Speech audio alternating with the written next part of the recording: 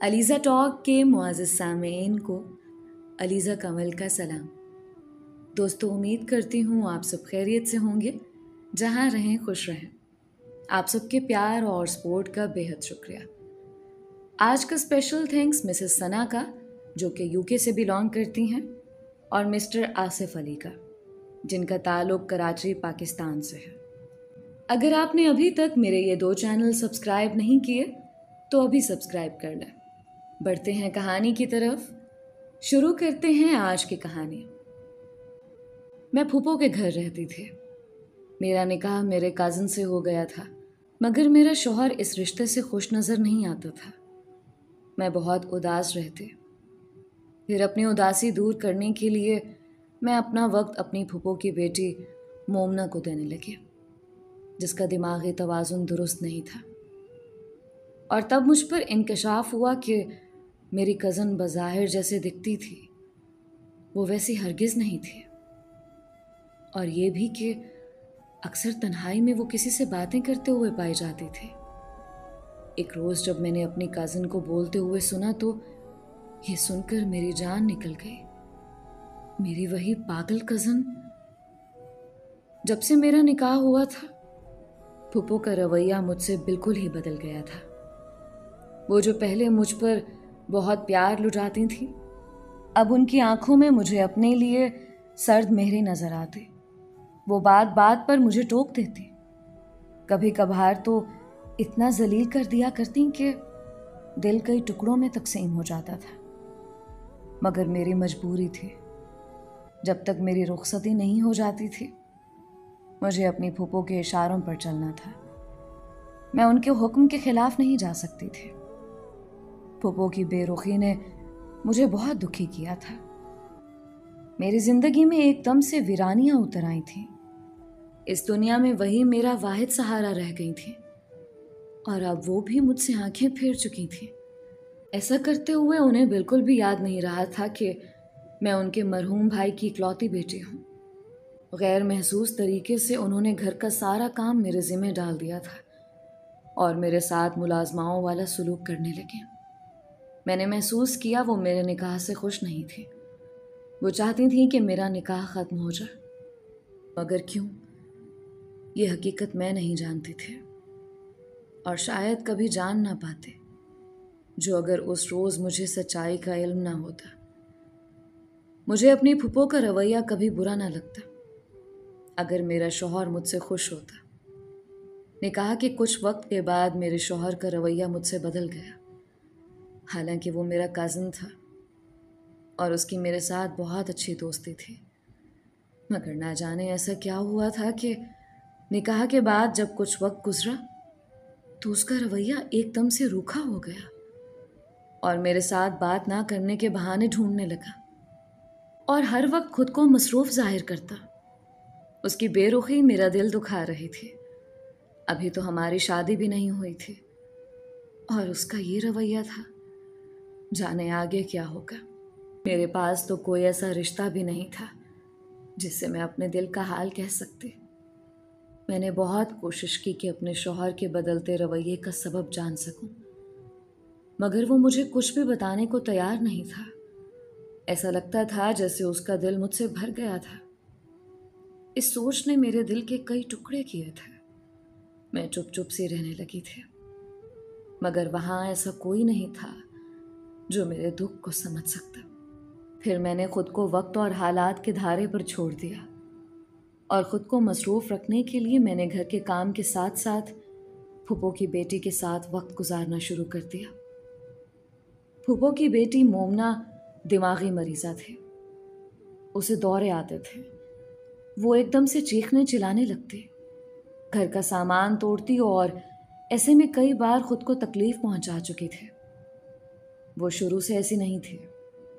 मुझे उस पर बहुत तरस आता था। पहले वो मुझ पर चीखती चिल्लाती थी, मगर फिर वो पुरसुकून हो गई और मुझे कुछ नहीं कहा तो मैं धीरे धीरे उसके बहुत करीब हो गई। और तब मुझे मोमना की हरकतें कुछ पुरअसरार सी महसूस होने लगती। मुझे उसके अंदाज़ो अतवार में कुछ अजीब सा महसूस होता था। कभी कभार मुझे लगता था कि वो जैसे किसी गहरी सोच में गुम है, और कभी मुझे लगता कि वो सिर्फ पागलपन का नाटक कर रही है। पहले पहल तो मैंने इस सब को अपना वहम जाना, मगर फिर मैंने देखा कि रात को जब सारे सो जाते हैं तो मोमना स्टोर रूम में चली जाती है और बहुत सारी देर गुजार कर वापस आती थी। मैं ये जानकर शदीद हैरानी का शिकार हुई थी। वो दिमागी तौर पर इस काबिल नहीं थी कि इस तरह रातों में उठ उठकर स्टोर रूम की तरफ जाते, और वैसे भी उसे तो रात में नींद की दवाएं दी जाती थी ताकि वो आराम से सोई रहे, और मुझे अच्छी तरह मालूम था उसकी नींद की दवाएं इतनी सख्त थीं कि लेते ही फौरन नींद आ जाए। मगर उसको मैंने अपनी आंखों से 2 बार स्टोर रूम की तरफ जाते देखा था। फिर एक रात जब मैं उसके पीछे गई तो मुझे स्टोर रूम में बोलने की आवाजें आ रही थी।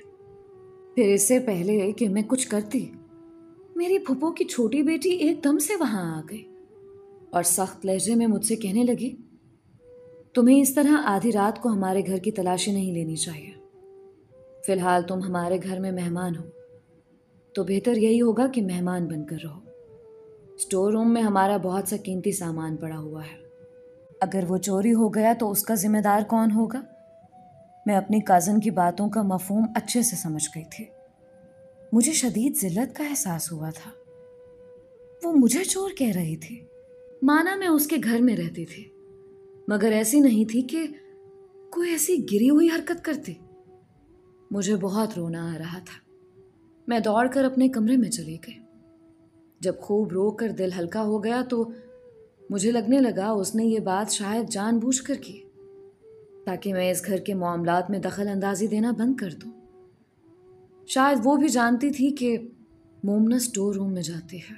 शायद उसे अपनी बहन के बारे में कुछ मालूम था। मैं अजीब उलझन का शिकार होती जा रही थी। मुझे उन सब की हरकतें बहुत अजीब सी लगती। एक तरफ फूफो का रवैया और बदलता मिजाज मेरी समझ से बाहर था। पहले तो वो बहुत वालेहानापन दिखाती मेरे साथ, बहुत मोहब्बत से पेश आती थी। उनका अंदाज ऐसा होता था जैसे मैं उन्हें अपनी सगी औलाद से भी ज्यादा अजीज हूं। मगर जब से मैं उनके घर में आई थी उनका रवैया बदल चुका था। वो बात बात पर मुझे बातें सुनाने लगी थी। दूसरी तरफ मेरे काजन ने रूप बदलना शुरू कर दिया था। हालांकि मुझे अच्छी तरह याद था, निकाह पर वो भी बहुत खुश था, मुझे दिल से अपनाना चाहता था। मगर अब जाने उसे मुझ में कौन सी खामियां नजर आ रही थी, या फिर वो वाकई बहुत मसरूफ हो गया था और मैंने ही अपने दिल में 100 तरह के वहम पाल लिए थे। मैंने सर झटक कर मनफी ख्यालात को दिलो दिमाग से निकालना चाहा, मगर नाकाम रहे। और अब जब मैंने मोमना पर तवज्जो दी तो महसूस हुआ यहाँ भी कोई गड़बड़ है। सबके अजीब रवैये थे जो मेरी समझ से बाहर थे। यूं महसूस होता था कि वो सब मिलकर कोई गड़बड़ कर रहे थे जिससे मैं बेखबर थी। उसके बाद मैं दोबारा मोमना के पीछे स्टोर रूम में नहीं गई थी, बल्कि सब जानते हुए भी अनजान रहने में आफियत जाने और रात में अपने कमरे से बाहर निकलने से परहेज करते। मैंने महसूस किया था कि उस रात के बाद से मोमना भी जैसे मोहतात हो गई थी, क्योंकि अब रातों में जागते रहने के बावजूद भी मुझे वो स्टोर रूम की तरफ जाती दिखाई नहीं देती थी। सिर्फ इतना ही नहीं, बल्कि मैंने अपनी काजन के मिजाज में भी अपने लिए बेजारी महसूस की, जो खासी हैरान कुन बात थी। मुझे उन सब घर वालों से वहशत होने लगी थी। मैंने सोचा कि अपने शौहर से रुखसती की बात करती हूँ। मैं दिल और दिमागी तौर पर इस सब से बहुत थक चुकी थी। मुझे कोई मजबूत सहारा चाहिए था। मगर मेरी हैरत की इंतहा ना रही जब मेरे शौहर ने रुखसती से साफ इनकार कर दिया और कहा कि वो बहुत मसरूफ है, अभी रुखसती का सोच भी नहीं सकता। फिर मैंने सोचा कि कुछ दिन सब्र से उसका इंतज़ार कर लेती हूँ, क्या पता वो वाकई मसरूफ हो। जब वो फारिग होगा तो दोबारा से उसके साथ रुखसती की बात करूँगी। मेरे लिए उसका रवैया बर्दाश्त से बाहर होता जा रहा था। मैं अब बीमार रहने लगी थी। एक सुबह मेरी आंख गैर मामूली शोर शराबे से खुली। ऐसा लग रहा था जैसे घर में कोई मेहमान आया है। मैं हैरान होते हुए बाहर निकली तो मेरा सामना अपने शौहर से हुआ। मैं हक्का बक्का उसकी शक्ल देख रही थी। अभी रात ही तो मैंने उसे फ़ोन किया था और उसने ये कहकर मेरी कॉल काट दी कि वो ड्यूटी पर है और बहुत ज़्यादा मसरूफ़ है। और अब वो फूफो के घर में मौजूद था और बहुत फ्रेश लग रहा था। बिल्कुल भी महसूस नहीं हुआ था कि वो बहुत ज़्यादा मसरूफियत में घिरा हुआ है। मुझे नज़रअंदाज करके वो गेस्ट रूम की जानिब चल दिया और मुझसे बात तक नहीं की। फूफो ने भी उसको नहीं टोका था। समझ में नहीं आया था कि आखिर फूफो मुझसे चाहती क्या है। इससे ज़्यादा दुख तो मुझे अपने शौहर की बेरुखी पर हुआ था। उसने मुझसे मिलना भी गवारा नहीं किया था और मुझे ऐसे नज़रअंदाज किया कि जैसे मैं कुछ हूं ही नहीं, जबकि मैं उसके निकाह में थी। और फिर ये अक्सर होने लगा। वो मेरी कॉल नहीं सुनता था, मगर आए रोज फूफो के घर पाया जाता था।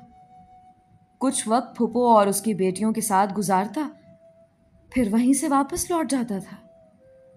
पहले तो मैं बहुत रोती थी और हर वक्त अपने वालिदैन को याद करती रहती।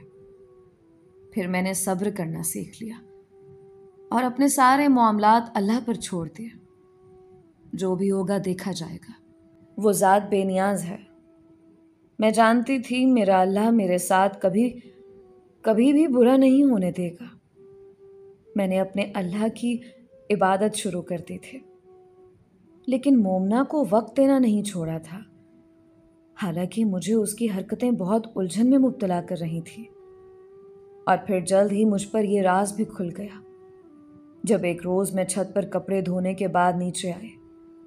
अंदर से आती आवाज़ों ने मेरे कदम रोक लिए।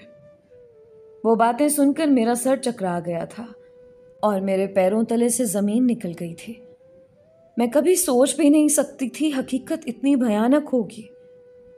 मेरा शौहर भी मौजूद था और आज मुझ पर अपने शौहर की बेरुखी का राज खुल गया था। मैं अपने वालिदैन की इकलौती बेटी थी। मेरे बाबा सिर्फ 2 ही भाई और एक बहन थी। दादा ने अपने बच्चों के लिए बहुत सी जायदाद बनाई।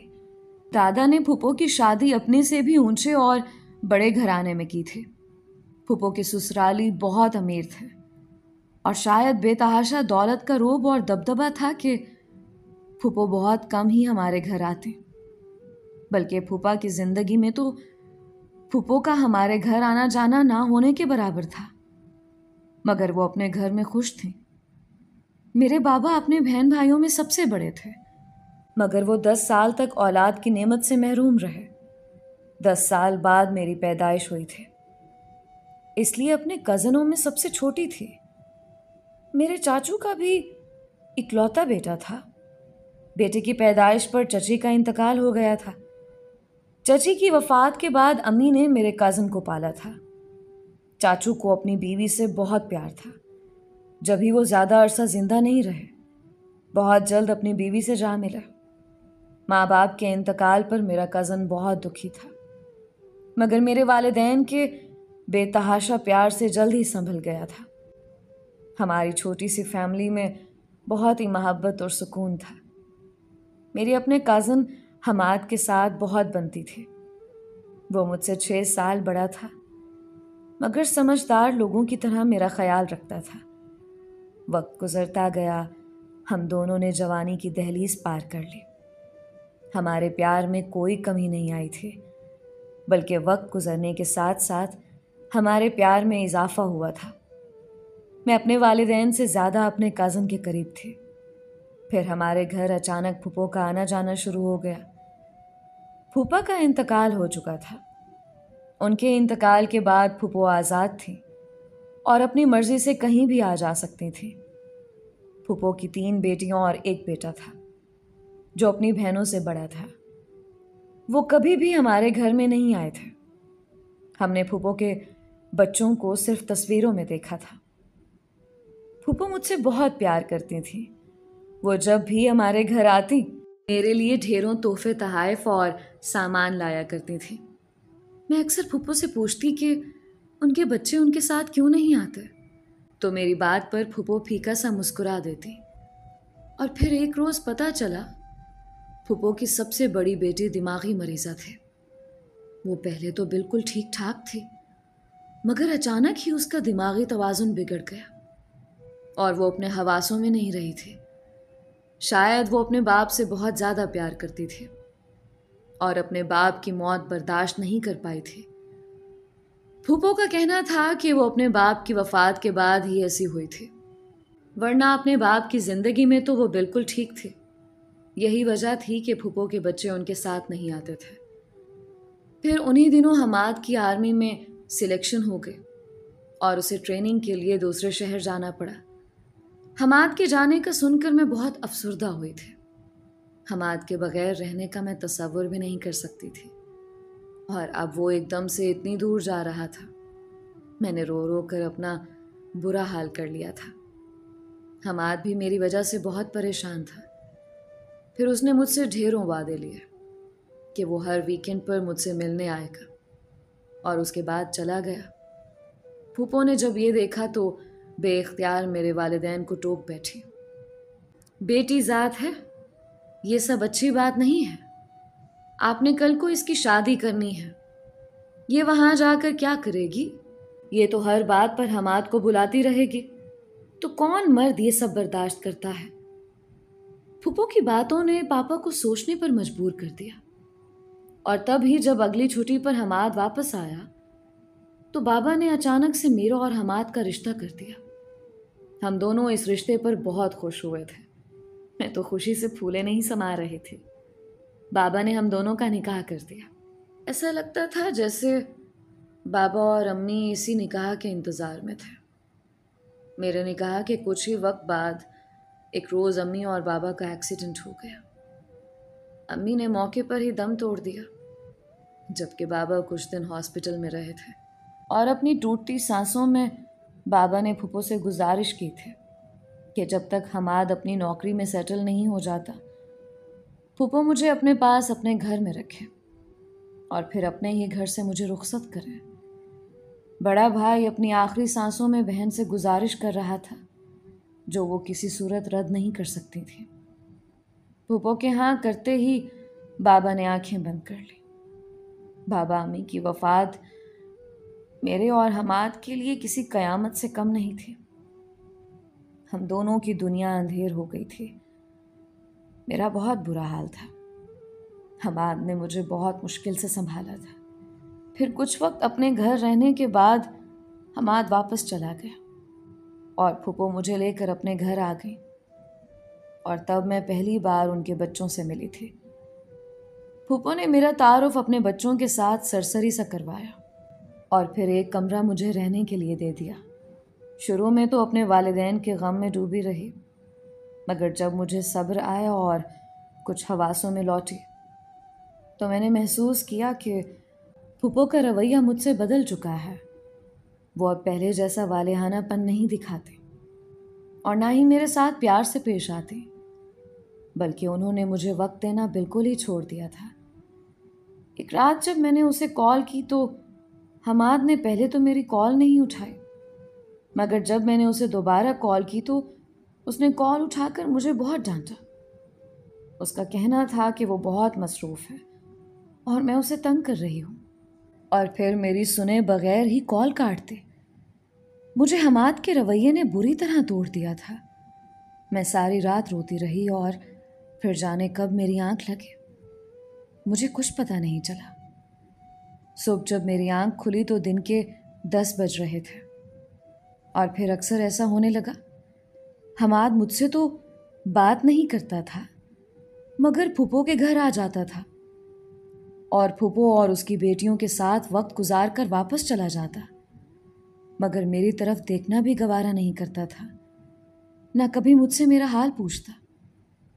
मुझे उसका रवैया बहुत तकलीफ दे रहा था, मगर खामोश रहे और अपने मामलात अल्लाह पर छोड़ दिए। उसके बाद मैंने हमाद को कॉल करना भी छोड़ दिया। मैं समझ गई थी कि उसका मुझसे दिल भर गया है। मैंने अल्लाह से दिल लगा लिया और बस नमाज कुरान में अपना वक्त गुजारने लगे। एक रोज़ जब मैं छत पर ढेरों कपड़े धोकर नीचे उतरी तो लाउंज में किसी के बोलने की आवाज़ आ रहे थे। इससे पहले कि मैं अंदर दाखिल होती, मुझे बैरूनी दरवाजे से हमाद आता दिखाई दिया। मुझे देखकर नज़रअंदाज करते हुए अंदर जाने लगा। जब अंदर से अपना नाम सुनकर हमाद बेख्तियार रुक गया। वो मोमना की आवाज़ थी, फूफो की पागल बेटी की आवाज़। मोमना की बातों ने मेरे पैरों तले से ज़मीन खींच ली थी। वो अपनी माँ से कह रही थी, हाँ ठीक कह रही हैं आप, ड्रामा कर रही थी मैं पागलपन का, और अब इस पागलपन का ड्रामा करते करते मैं भी थक गई हूँ। जानती हूँ आप अपनी जिद से बाज नहीं आएंगे, मगर याद रखें मैं भी आपकी बात नहीं मानूंगी और किसी सूरत हमाद से शादी नहीं करूंगी। जाने आपको अपनी भतीजी पर तरस क्यों नहीं आता। कभी आपने औलाद की परवाह की और ना कभी अपने मरहूम भाई के बच्चों की। आपने हमाद के दिल में ज़ारा के खिलाफ इतनी नफरत डाल दी है कि वो अपनी मंगेतर को देखना भी गवारा नहीं करता, सिर्फ इसलिए कि हमाद ये रिश्ता ख़त्म करके मुझसे शादी कर ले और ज़ारा आपके नामर्द बेटे की बीवी बन जाए। ऐसा नहीं हो सकता अम्मी, मैं ऐसा नहीं होने दूंगी। वो मासूम लड़की तो आपकी असलियत से वाकिफ ही नहीं है और मुझे सच में पागल समझकर मेरा इतना ख्याल रख रही है। अब ऐसी लड़की के साथ मैं धोखा नहीं कर सकती, और वैसे भी मुझे हमाद में कोई दिलचस्पी नहीं है।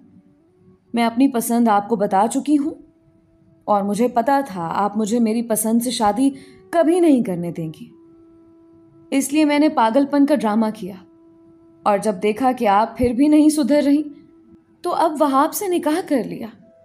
वो पाकिस्तान आ चुका है और अब मैं उसके साथ चली जाऊंगी। मुझे आपकी इजाज़त की ज़रूरत भी नहीं है। आप खुद परस्त औरत हैं, अपनी ज़ात के अलावा किसी की परवाह नहीं। हमाद बेवकूफ़ है जो आपकी बातों में आ गया। अगर उसमें ज़रा भी शर्म और एहसास होगा तो ये बात ज़रूर सोचेगा कि जब अपने बाप के घर में रहते हुए ज़ारा ख़राब नहीं हुई, ना कभी लड़कों के साथ उसके ताल्लुकात थे, तो अब वो ऐसी हरकतें क्यों करेगी। उसे समझना चाहिए कि ये सारी आपकी चाल है, मगर वो भी आपका भतीजा है, आपकी तरह बेहिस और खुदगर्ज आदमी। उस शख्स की बेटी को दुख पहुंचाया जिसने उसे सगे बाप से भी ज्यादा प्यार दिया था।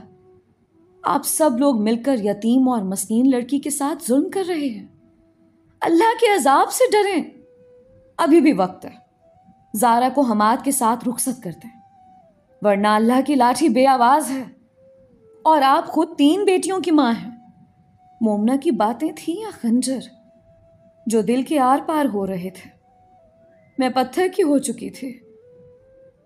बिल्कुल भी नहीं सोचा था कि मेरी सगी फूफो मेरे साथ इतना बड़ा जुल्म करेंगी।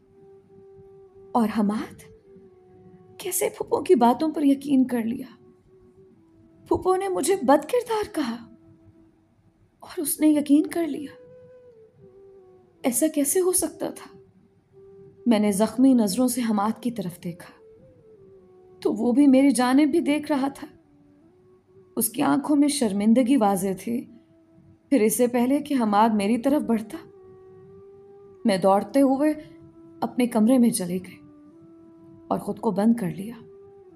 मैं हमाद से बात नहीं करना चाहती थी।